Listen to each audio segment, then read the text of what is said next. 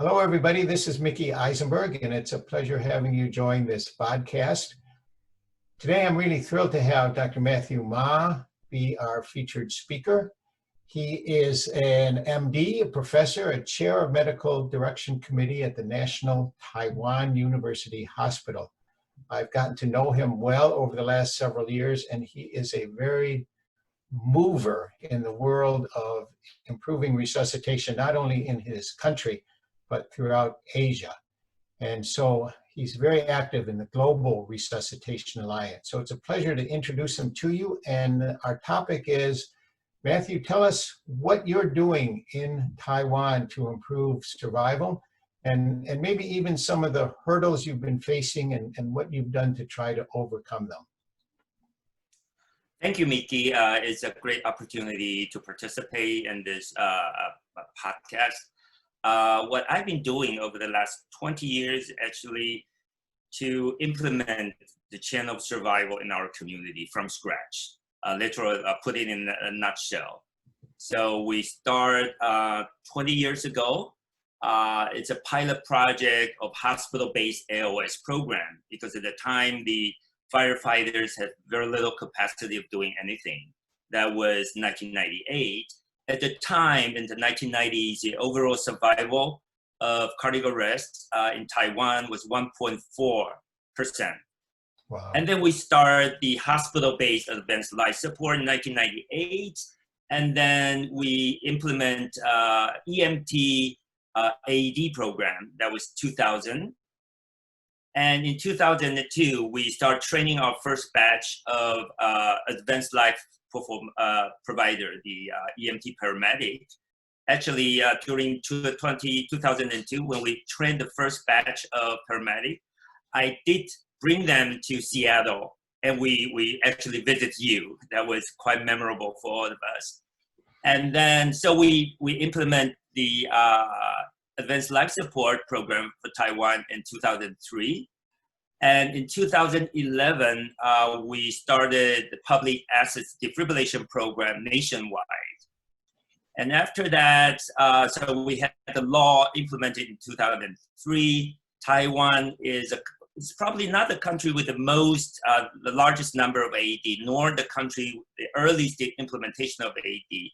But we had a very proactive and prospective implementation program.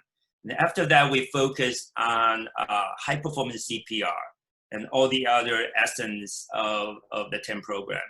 But now we are very proud that our VF arrest, the survival, is reaching 50% in Taipei City.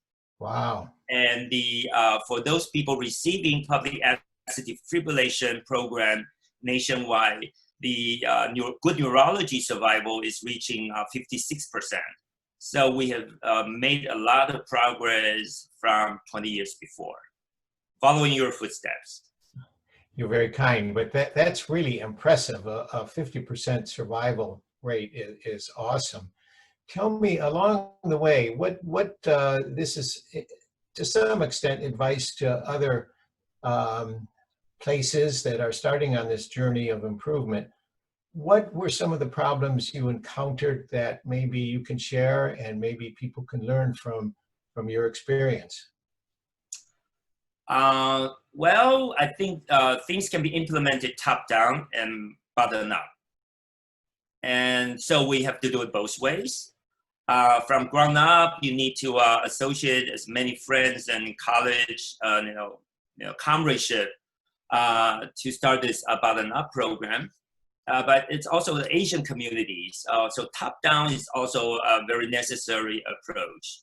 So over the 20 years, we have good experience convincing our leaders, political leaders, civil leaders. These are very important initiatives. So we have good leadership at all walks of life or different branch of the government. So we have a good start of the program from the leadership.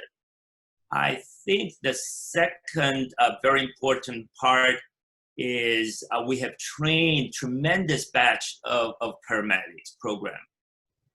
Following the very successful program in Seattle, And now, those students are paramedic students who we trained in 2002, and now evolved into various leadership role, teaching role in all different EMS positions in Taiwan. And they are taking the initiatives and making continuing progress. I'm very proud of them. I think students are the essence of the reason where we can move along. They carry on our DNA or thoughts and deeds. And the third is a very important tradition in Taiwan is our society. They are very enthusiastic in donation to the EMS. I might have raised this before in other talks. For example, in Taiwan, all the fire trucks and all the ambulances for the EMS are donated. Our EMS, they never have to procure an ambulance. In Taipei, if you want to donate an ambulance to the city fire department, you have to wait in line for 3 years because there are so many people who want to donate. So when we launched the program of public AED or the AED program for the fire department, all these machines were donated. When we started our motorcycle program very early in the year 2000 or so, the motorcycles, the BMW motorcycles are donated. And later on, when we have our program of public access defibrillation, a lot of them are donated. Even our first batch of EMT program, the paramedic training back in 2002, and the travel expenses to visit you in Seattle, those were donated. So we have a very long tradition of community helping out, improving our EMS system. So even though we were kind of primitive 2 years ago, we a lot actually support. And so my role is to highlight the needs and promulgate the strategy where to go for the next 5 to 10 years and try to link everybody together. You need this system. So my role and my colleagues' role, I have many colleagues of similar kinds. So our role is to show the direction and connecting people. And when you do that, things happen. Yeah, no, that's very impressive to hear from where you were not so long ago to where you are now. Do you, obviously there are many nations in Asia and in your part of the world. Do you try to reach out to some of these other nations in terms of the lessons you've learned and have ways of... Yes, we have quite a lot of a mechanism of international collaboration. I think the first one is Resuscitation Council of Asia, which is connected to ILCOR. We made Asian-wide guidelines. So that was started in 2005 and 2006, started with 4 countries. Now the leader is also a Taiwanese professor, Professor Wang. So making guidelines, the RCA. And then we have a huge and very successful initiative out of Singapore, Taiwan, Japan, the Pan-Asia Resuscitation Outcome Studies. We are the largest collection of out-of-hospital cardiac arrest registries, making a lot of scientific reports pertaining resuscitation outcomes and practice interventions in Taiwan, which I'm current vice chair. Our chair is Marcus Ong, you know very well. And the third mechanism is Asian Association for EMS, which organization we now have 23 member countries. We are making composed of all EMS providers, leaders from Asia. And my motto for the organization is we are the Asian hub of EMS expertise. So we want to connecting people to make a global EMS where we adopt global knowledge when we implement local culture. Wow.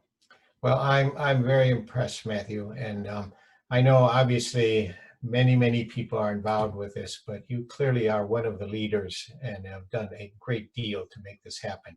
So I want to thank you very, very much for participating in this podcast. Any final words before we sign off? Well, I have to think about it. I think there's a quote from Africa. If you want to walk fast, you go alone. If you want to go far, you go together. Oh, I think that's quite a capsule of what we're doing in Taiwan and also across Asia and actually globally. Wonderful, wonderful quote. Well, Matthew, great seeing you again.